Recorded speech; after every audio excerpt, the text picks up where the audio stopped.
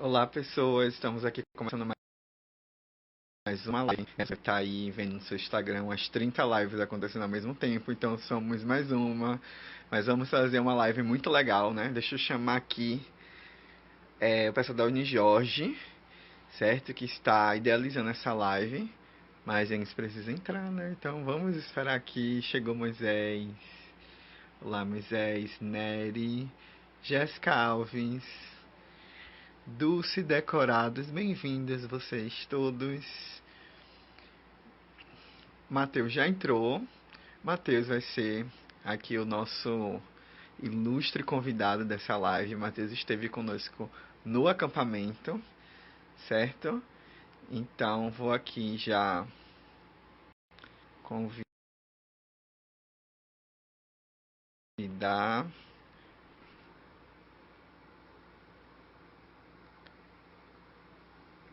Entrando aqui o Jorge, eu só posso convidar um por vez. Aí tem que esperar um entrar para depois colocar o outro. Vamos lá, passando o tempo para chamar. A internet, será que a internet está boa hoje para todo mundo? A galera tá entrando, Eloá, Darwin. Darwin, gente, que muito chique. Darwin está aqui conosco. Já somos 15 pessoas online. Oi, Crone Jorge, eu estou aguardando você entrar. Bia Barbosa, seja bem-vinda. Gente, estamos esperando aqui, né? A internet funcionar. Rafa, Ana Carolina, Rebeca. Rebeca, quanto tempo? Bianca. Então, gente, cadê? Que não entra. Não sei porque não tá entrando. Deixa eu fechar e vou chamar de novo. Vou chamar o pastor Mateus. Para quem não conhece Mateus, ó, já tem uma longa história nesse movimento. Quando eu entrei, Mateus já estava, né? Para as pessoas dizem que eu sou aí antigo. Olha aí, Mateus. Diga, meu Quando eu amigo. entrei nesse movimento, Mateus tinha um cabelão, gente. Outra pessoa. Era outra pessoa. Eu conheci ele porque ele tocava as músicas lá, tal. Sempre ele tava na rodinha, tocando música com a galera cantando. Ô, cara, que saudade, hein? Acampamentos, não é mesmo? Então, seja bem-vindo, Matheus. Obrigado, meu amigo. É uma alegria para mim estar aqui com vocês, viu? Meio assim, de última hora, mas eu quero muito participar porque é um grande amor, uma grande paixão que eu tenho por esse movimento, pelo legado que esse movimento deixou na minha vida, né? Então, assim, participar e colaborar sempre é uma honra para mim. Massa. Matheus, fala um pouquinho aí da sua história no movimento pra galera, desde a época lá, Alfa e Ômega. Eita, você fala como se fosse há não sei quantos anos atrás. Mas mas não é? Não foi ontem, É não foi ano verdade, é passado. verdade. Muito tempo. Cara, assim, o movimento cumpriu uma função, um papel assim muito importante na minha vida, numa época que eu estava muito frio, né, na fé, estava tentando conciliar a vida cristã com o ingresso no mercado de trabalho, com a faculdade, uma faculdade pública, né, que já fica difícil a gente conciliar com o trabalho. Então, assim, foi uma época que eu estava me sentindo muito sobrecarregado e ainda com muitos problemas pessoais mesmo, família. E, assim, a chegada do movimento lá no campus, com aquelas atividades de impacto, né, e tal, foi, assim, o início de uma trajetória diferente, sabe? Eu estava em total declínio espiritual e, assim, aquele encontro lá com o pessoal fez toda a diferença. E a partir dali eu comecei a ter a oportunidade de ressignificar, né? Toda aquela experiência na universidade, tomar decisões muito sérias na minha vida em relação a trabalho, pedir demissão de trabalho. Foi uma coisa assim que me ajudou, né? Porque eu estava muito assim confuso e eu pude ser um pouco mais corajoso, confiar no Senhor e tal. Tudo isso a partir do que esses relacionamentos que foram estabelecidos ali através do Alfa e Ômega, foram gerando, né, na minha vida. Assim, eu depois conheci a Alice, né, a gente começou a namorar, foi uma questão também muito importante na minha vida. Teve também meio que um ensaio de um início de um ministério, né, porque o Alfa e Ômega, a cruz, estica muito a gente para essa questão também, a gente se expõe, a gente se sente motivado a estudar as Escrituras, a gente se sente edificado por um grupo de pessoas que está ali interessado em crescer nisso também. Então, assim, foi uma coisa que fez muita diferença também nesse sentido para mim. Hoje eu digo que muitas coisas que eu aprendi a respeito de teologia, de Bíblia, que fizeram assim, mais diferença na minha vida e que deixaram assim, que realmente me empurraram para uma experiência mais profunda com Deus, foram experiências aí, né? Na CRU, com essas pessoas aí que vocês conhecem, né? Os mais antigos aí, Marcão, você, né? O Dedé. Então, assim, eu tenho muito a agradecer, cara, muito a agradecer. Eu sou muito feliz por ter participado e, assim, hoje como pastor, eu estou sempre incentivando o pessoal da comunidade, os acadêmicos a se envolverem, porque eu assim, confio demais naquilo que Deus está fazendo aí através de vocês. Massa. Muito obrigado por sua apresentação. Eu quero falar aqui que a gente estava querendo fazer, botar mais gente na live, mas eu não sei por quê. Eu só tô conseguindo colocar só você. Eu acho que o nosso perfil talvez seja limitado para colocar mais gente, né? Porque eu sei que o Instagram pode botar até 4. Mas é isso. A gente já tem 20 pessoas online, então a gente já pode começar, né, diretamente aí no tema que você foi chamado para falar hoje aqui. Eu só quero reiterar, gente, essa iniciativa de hoje, dessa live, né? Que foi bem de surpresa para todo mundo. Nesse instante, a gente estava no WhatsApp e aí falaram, a gente vai estender a reunião do Unijorge para o Instagram. Né? Aí a gente ficou, o quê? Como assim? Aí a gente pensou, vamos botar também na Cruz Salvador para a galera que não segue a Cruz Jorge poder ser alcançada também, né? Então, muita gente já te conhece por causa do acampamento ano passado, né? Sim. Sua pregação tá lá no nosso YouTube. Então, quem não conhece ainda, gente, o Pastor Mateus, pode ir lá no canal da Cruz Salvador.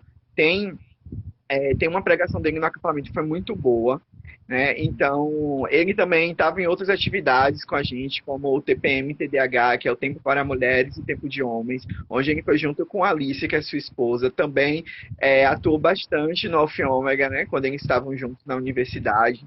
Aí cada um deles, né, tomou conta ali do tempo com os homens e do tempo com as mulheres, foi muito legal. E aí a Crone Jorge hoje decidiu, né, chamá-lo para a reunião do campus deles online, só que aí eles pensaram, por que não estender para o Instagram?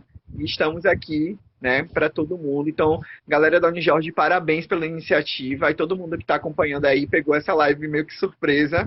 Muito obrigado, tenho certeza que vocês não vão se arrepender. Então, Matheus, eu te deixo agora com a palavra, certo? Eu vou mudar a câmera aqui, vou deixar alguma coisa estática para o pessoal se concentrar bastante em você, tá bom? Ok, meu amigo, ok. Muito obrigado, viu? Gente, Valeu. como eu falei já, é uma alegria imensa poder estar aqui contribuindo nesse tempo tão importante, né, para se pensar a Páscoa, um tempo em que todos nós temos assim sido levados a remetermos o nosso coração à esperança cristã, né? Remetemos, né, nesse tempo o nosso coração a esse sentido, que é o sentido essencial da Páscoa, que é o sentido da passagem, né? A Páscoa é a celebração de uma passagem, né? E isso é uma questão muito importante. Não basta que a gente veja a Páscoa como uma celebração da vida, da morte e ressurreição de Cristo, mas a Páscoa é uma convocação para que nós nos identifiquemos com tudo isso, né? Com a vida, com a morte e com a ressurreição de Cristo.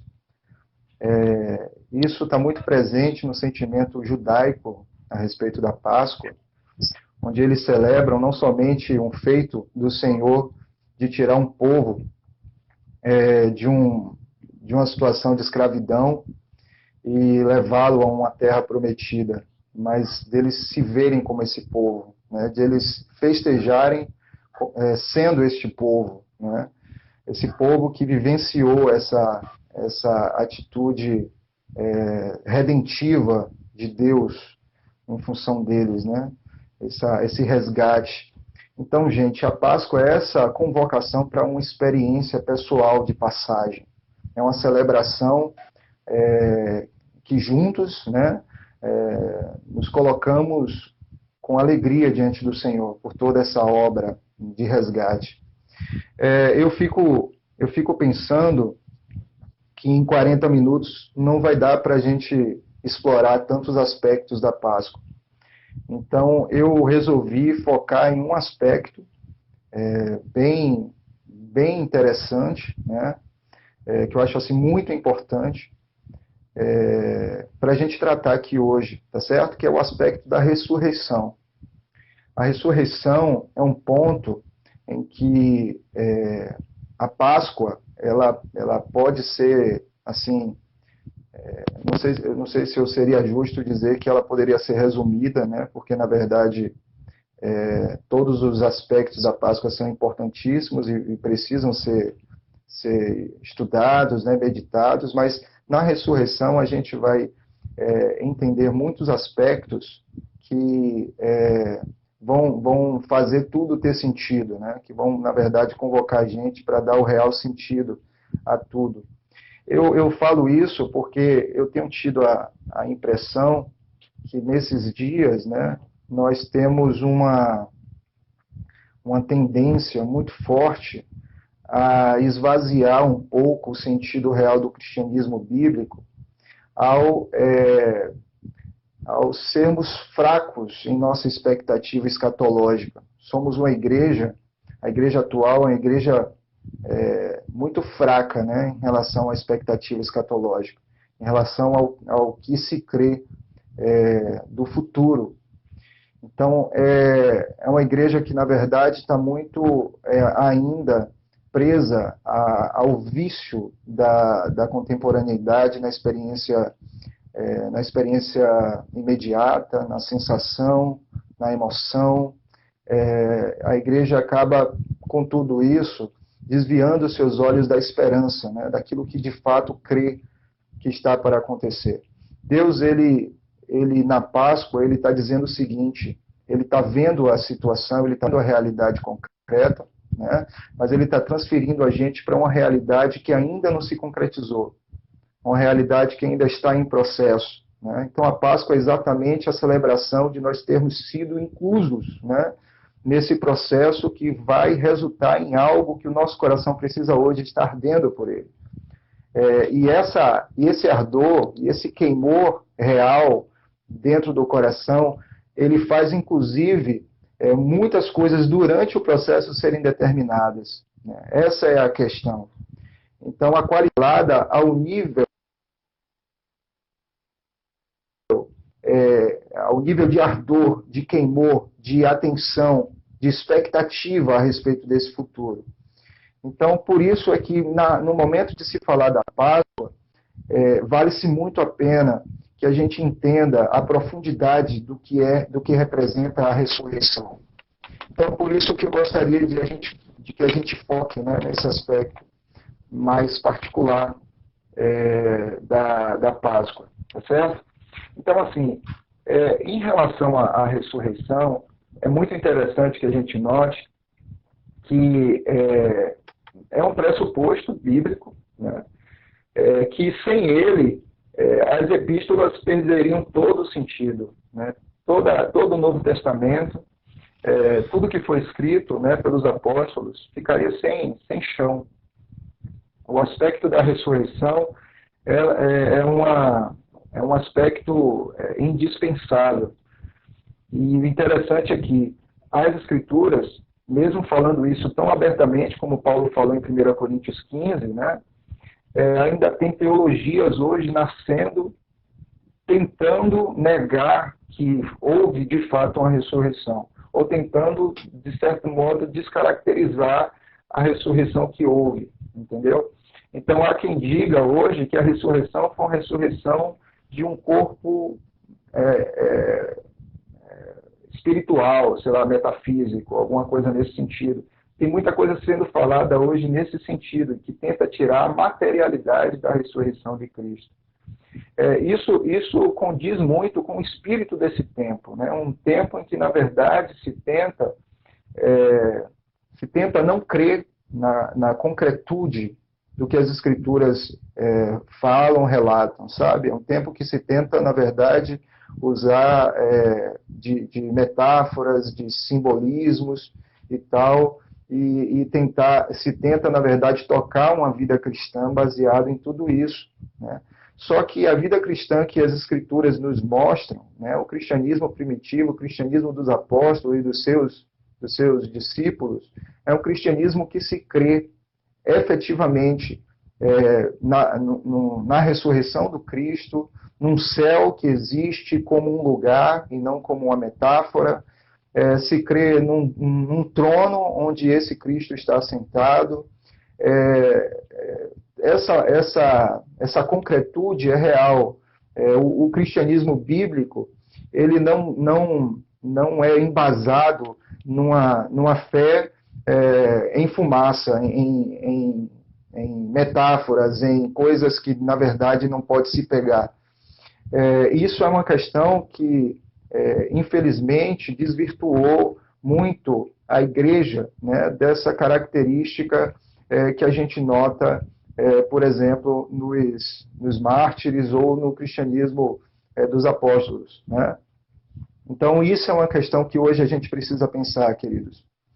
Que tipo de cristianismo tem sido gerado na minha vida, né? Que tipo de cristianismo? Porque o cristianismo que tem sido gerado em nossas vidas é determinado pelo tipo de fé que tem sido nutrida em nossos corações, né?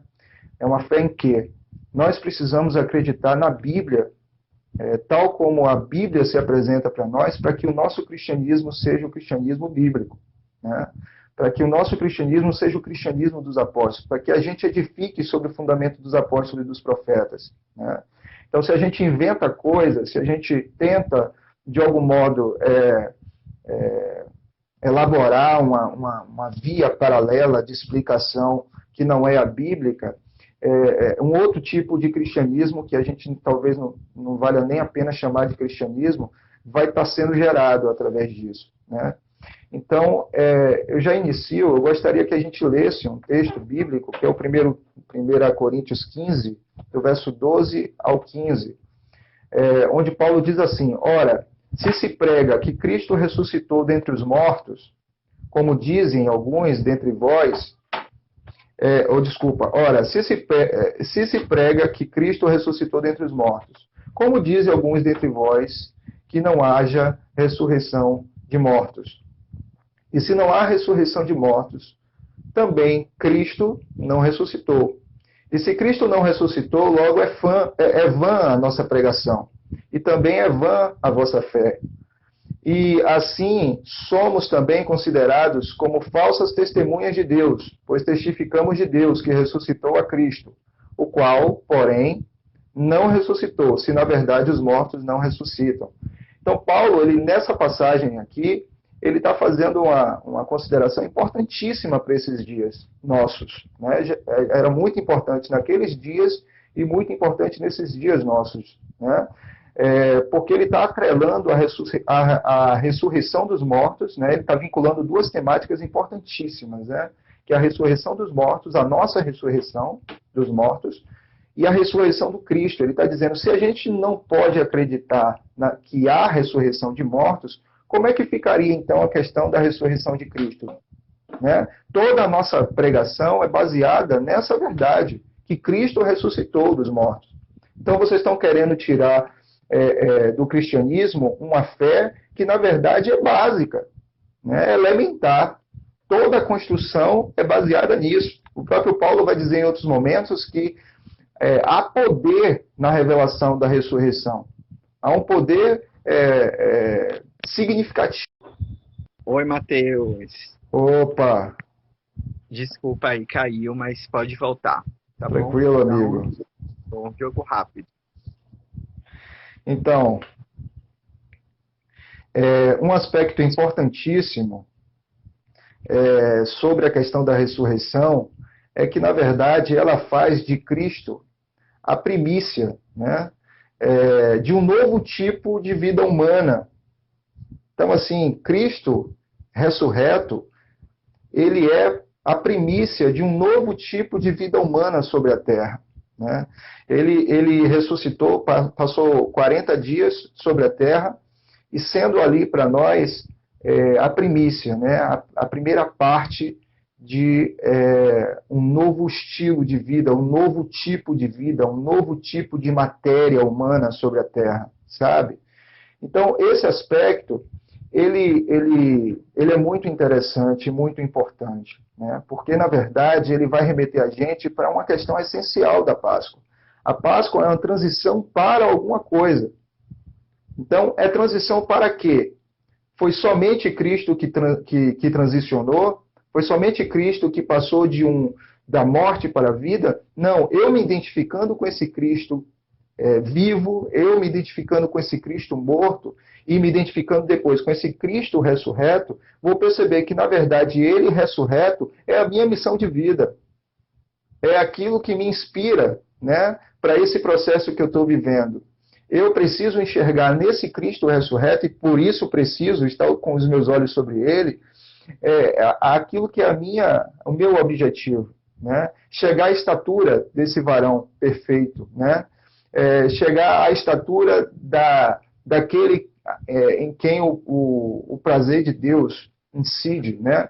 Então, assim, nós sabemos, Deus tem prazer em nós. Deus tem prazer em nós porque estamos em Cristo, né? Mas nós temos na figura desse próprio Cristo a inspiração para todo esse processo de transformação que estamos vivendo, né? Então queremos ser igual a Ele, queremos tomar a forma desse Cristo ressurreto. Então nós temos nele toda a inspiração para isso.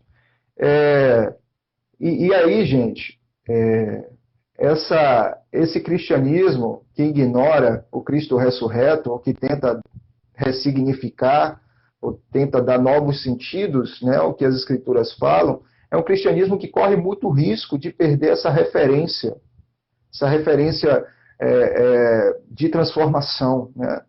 Então, assim, hoje se tenta focar num Jesus histórico, né? Muita teologia hoje tenta focar num Jesus histórico, que era um Jesus humano incapaz de ressuscitar, né? Só que isso é um Jesus que não é o da Bíblia, né? O Jesus da Bíblia, ele era 100% homem, mas era 100% Deus. Antes de morrer e ressuscitar, ele já tinha se transfigurado. E os discípulos viram isso. Houve testemunhas, né, que puderam ali contemplar a glória desse Cristo, né, no seu estado semelhante ao da ressurreição. Então, assim, há uma questão em tudo isso que precisa ser pensada, que é a tendência, uma outra tendência, que é a tendência de a gente colocar a questão do imaterial como se fosse algo superior, né, em qualidade ao que é físico, né? O imaterial sendo algo mais importante do que o que é físico. Isso não é a verdade. Isso não é bíblico, porque Deus, ele quis, ele criou o homem como o auge da sua criação, com uma natureza física também, né? Então, assim, ele fez o homem segundo a sua imagem e semelhança, e isso se refere ao homem interior, só que ele deu um exterior capaz de transmitir, capaz de manifestar essa qualidade, né, da imagem de Deus. Então, assim, o que a gente vê aí é a necessidade da gente zelar por essa consciência da ressurreição de Cristo, porque ela vai, inclusive, corrigir essas tendências que não são cristãs, que são tendências da filosofia grega, que são as tendências das religiões orientais, que, na verdade, coloca essa impressão de superioridade, de valor maior para aquilo que é imaterial e menor para aquilo que é material, tá bom? Então, em um corpo físico perfeito, Jesus ressurgiu dos mortos, né? Ele reina nos céus e ele vai retornar também nesse corpo físico perfeito, glorificado, né? E nós precisamos crer e aguardar e nos inspirar nessa figura, tá bom? Um outro aspecto muito importante da ressurreição é que ela é uma prova de que Deus aprovou o trabalho de Jesus. E isso é uma alegria para nós, porque Deus tendo aprovado o trabalho de Jesus, significa que o trabalho de Jesus deu certo. E se o trabalho de Jesus deu certo, nós estamos justificados, porque foi para isso que ele veio, né? Então, quando Deus ressuscita o Filho, ele está dizendo assim, olha, a morte não pode ficar com você. Você está aprovado. Aquilo que você fez foi suficiente. Eu enviei você para uma missão e você cumpriu essa missão. Então, assim, a morte não pode ficar com você. E isso é uma coisa muito importante para mim e para você, tomar essa consciência. Hoje nós sabemos que há muitos cristãos tocando uma vida de depressão, de sofrimento, de ansiedade, de sensação de distância de Deus. Muita depressão hoje tem base espiritual, né? Base nesse sentimento de distância, de abandono, de orfandade espiritual, né? E, na verdade, quando nós cremos substancialmente, verdadeiramente, profundamente, que o nosso Cristo foi ressurreto, né? Nosso Cristo ele foi ressuscitado pelo seu Pai, que é nosso Pai, nós temos ali a revelação de que a obra foi completa e que nós somos justificados e não há razão nenhuma para se sentir distante de Deus. Ele nos tornou justos através dessa obra completa, né? Através dessa atitude redentiva, responsável, que não abandonou o barco, que foi até o fim, né? Que foi humilhado, ele sendo Deus, né? Não se importou, né? Com essa condição dele. Antes ele se humilhou, né? Como homem, morreu, e a morte ainda foi morte de cruz, né? Então, assim, ele foi até o fim nisso. E Deus gostou do que viu, né? Deus gostou da obra, do fruto do seu penoso trabalho. Entendem, gente? Então, o crente, o cristão, ele precisa estar cheio da consciência da ressurreição. Porque estar cheio da consciência da ressurreição é estar cheio da consciência da justificação em Cristo. Tá bom? Então, esses aspectos, eu vou até ler uma passagem bíblica que deixa isso muito claro, né, para completar aqui a linha de raciocínio, que é Romanos 4, 25, né, que diz assim, ele foi entregue à morte por nossos pecados e ressuscitado para nossa justificação. Paulo deixa isso muito claro nessa passagem, né? Então, eu gostaria muito, né, de, através desse encontro, desse momento aqui com vocês, estimulá-los profundamente, né, a pôr os olhos no Cristo ressurreto nesses dias, né? Ele é a nossa inspiração, tá bom? Não deixem que um movimento, né, que tenta dar uma roupagem moderna e aparentemente mais inteligente ao cristianismo, arranque de você a consciência de que o seu Cristo de fato ressuscitou. E ressuscitou em carne mesmo. E ascendeu em carne. E em carne vai voltar. Sabe? Essa consciência muda o tipo de cristão que nós somos, né? Essa consciência altera o tipo de cristianismo que nós temos tocado aqui nessa terra, tá bom? Essa passagem foi uma passagem da morte para a vida, mas foi para a vida em todos os seus sentidos. Foi para a vida como Deus quer a vida humana. Deus deu uma vida humana em seus múltiplos sentidos, não somente um sentido metafísico, não somente um sentido psicológico, né, e tal, mas um sentido físico, material, tá bom? há uma correção que precisa ser feita nessa ideia nossa de espiritual, de espiritualidade, né? A gente costuma pensar a espiritualidade como se fosse uma oposição à materialidade. Isso não é bíblico, né? O homem foi criado como ser espiritual, sendo físico também, né? Ele foi criado como ser espiritual, mas sem deixar de ser físico. Então, a materialidade, ela pode ser espiritual também, entende? Essa vinculação entre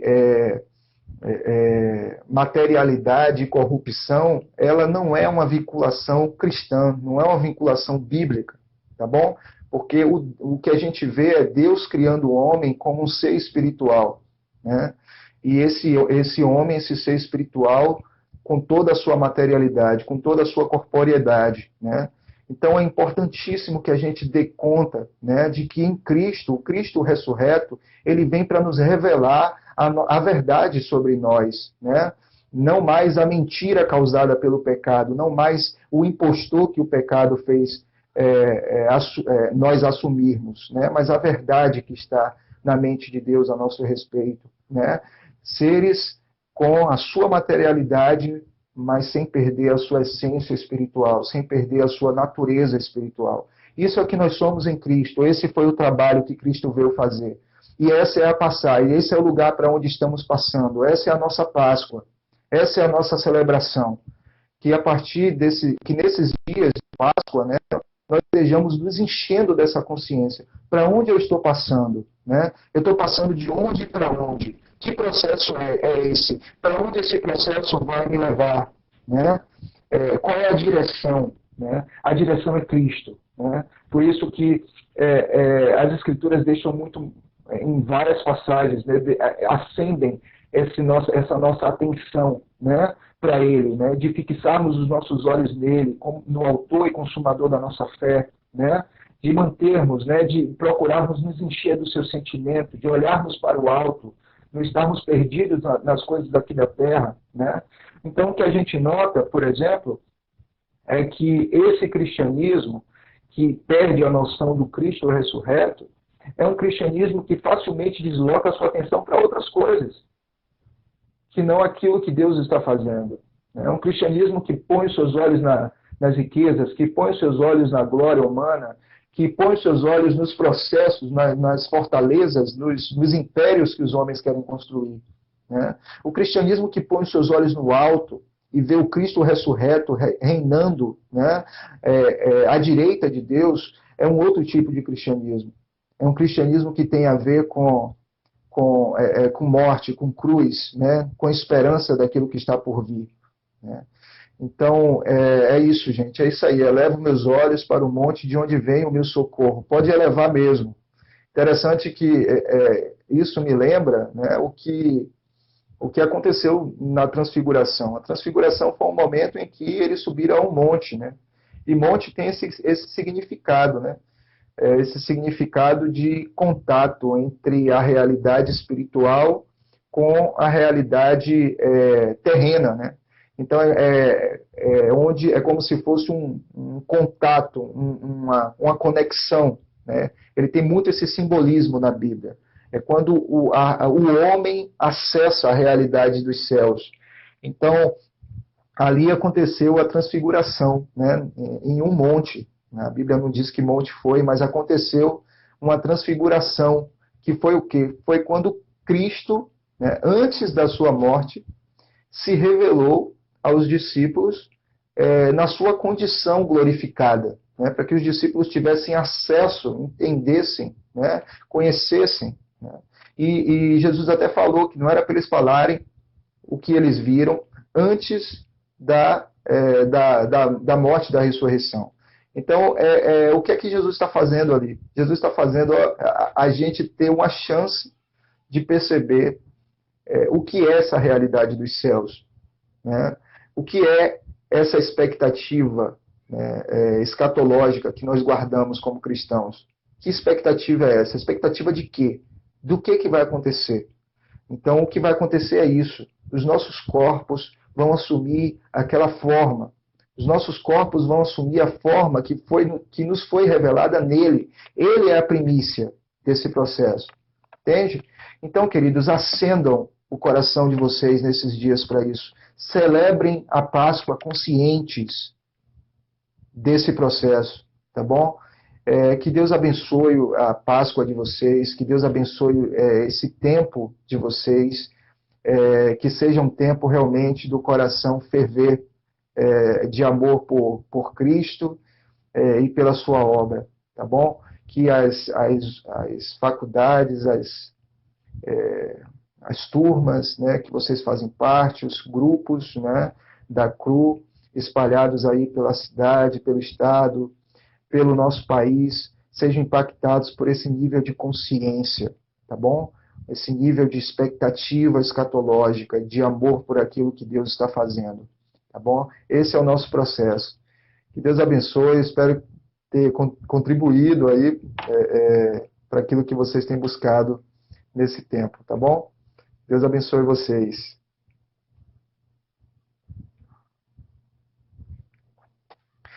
Eu posso aqui, não sei, abrir para perguntas ou alguma consideração. Vocês querem fazer alguma pergunta?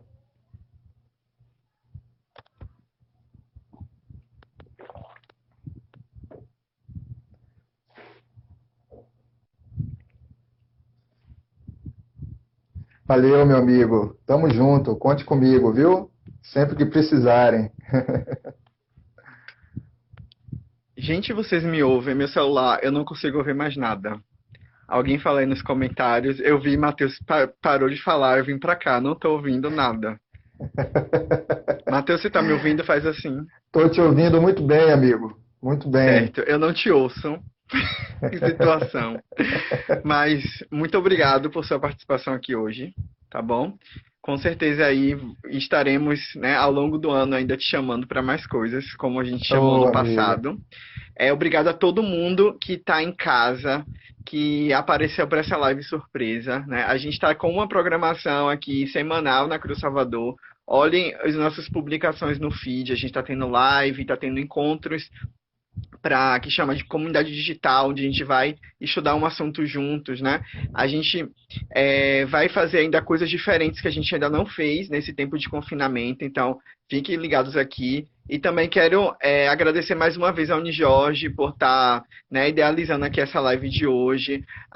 Os outros estudantes dos outros campi, nós também queremos ver iniciativas de vocês. Nós sabemos que vocês estão fazendo as reuniões online, estamos muito felizes por isso. Então, continuem também fazendo essas reuniões online. Nós não vamos deixar esse tempo de isolamento, né, fazer parar nossas atividades. Então, eu vou Sim. encerrar a live agora. Matheus, muito, muito obrigado. Abração para sua Valeu, meu família amigo. toda, né? E Abraço, que cara. Deus possa nos ajudar a realmente vencer e sobreviver, né? Com muita qualidade, né? Diante de todo esse sofrimento que a gente está sendo exposto, não só aqui, mas no mundo inteiro, e que a gente consiga realmente ter nossa fé em Cristo, né? Lembrando, gente, aí, Matheus falou muito sobre Páscoa. Esse final de semana é Páscoa, né? Um feriado muito importante para nós cristãos, né? Então, reflitam nisso, pensem bastante sobre isso, né? Assistam aos cultos online da igreja de vocês. Com certeza esse tema, né, vai ser muito abordado esse final de semana, tá bom? E vamos continuar aí firmes em Cristo. Ô, Abração, Rafa. gente. Ô, Abraço, Rafa. Matheus. Tem uma pergunta aqui, Rafa, que fizeram. Tá ouvindo?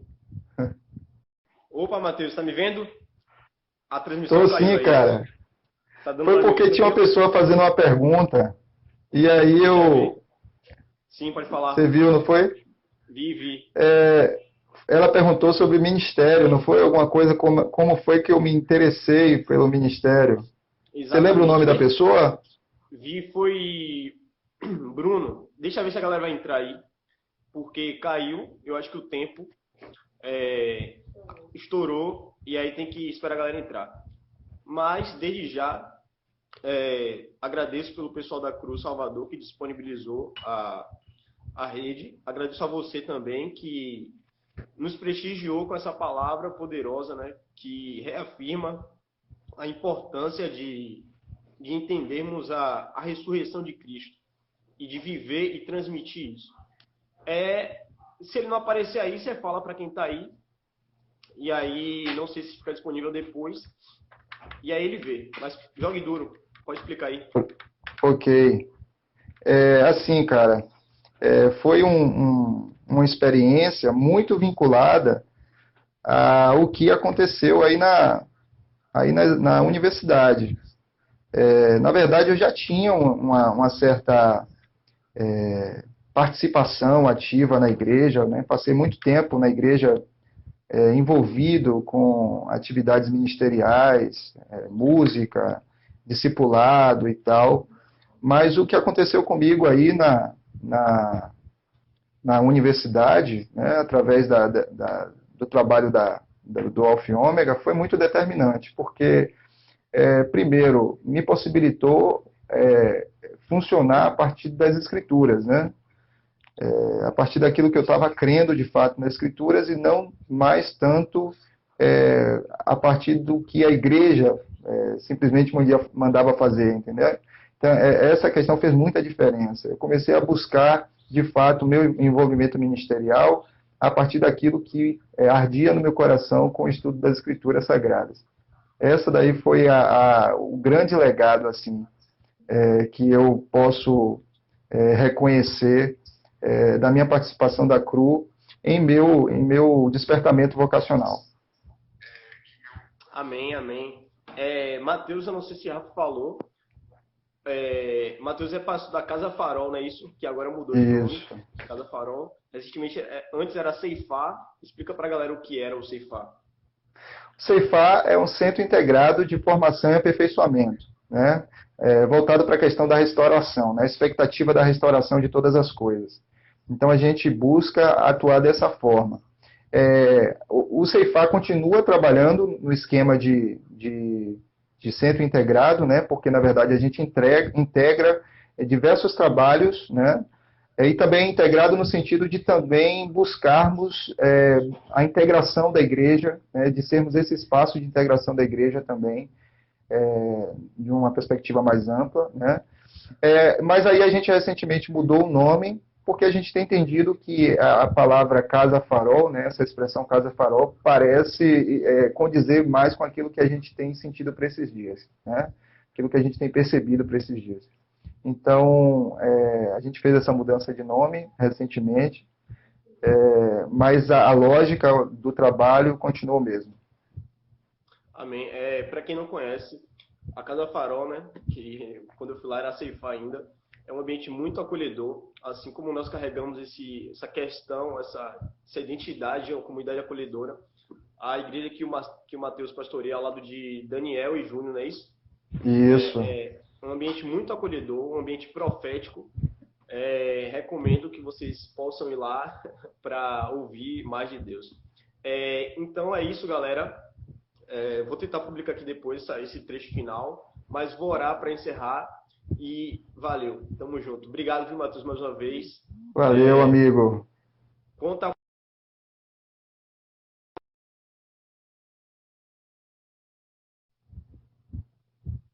Senhor, meu Deus, meu Pai, eu te agradeço, Senhor, por esse tempo de qualidade que o Senhor nos proporcionou e peço que essa palavra frutifique de forma poderosa em nossos corações. Que, como Mateus sempre fala, Senhor, nós não podemos limitar as tuas escrituras à teoria, mas temos que trazer para a prática, Pai. E eu peço que essa palavra, que esse evangelho seja verdadeiramente poder de Deus em nossas vidas, nos capacitando para viver de forma digna, de forma santa, como Tu queres, e nos fazendo, nos impulsionando, Senhor, a levar essa mensagem a outras pessoas. Nós, como igreja, em unidade de fé, clamamos Maranata, clamamos vem, Pai, vem nos resgatar, vem nos buscar, e enquanto o Senhor não fizer isso, enquanto o Senhor não completar isso, eu peço que o Senhor nos leve a um tempo de plenitude, em nome de Jesus. Amém. Mateus, obrigado. Fico Valeu, meu amigo. velho. Fico constrangido mesmo, sua presença aqui é muito boa. Muito obrigado por dedicar seu tempo a nós. E é isso aí. Deus abençoe. Tchau. Valeu, amigo. Deus abençoe vocês também. Abraço. Tchau, tchau. Valeu, galera.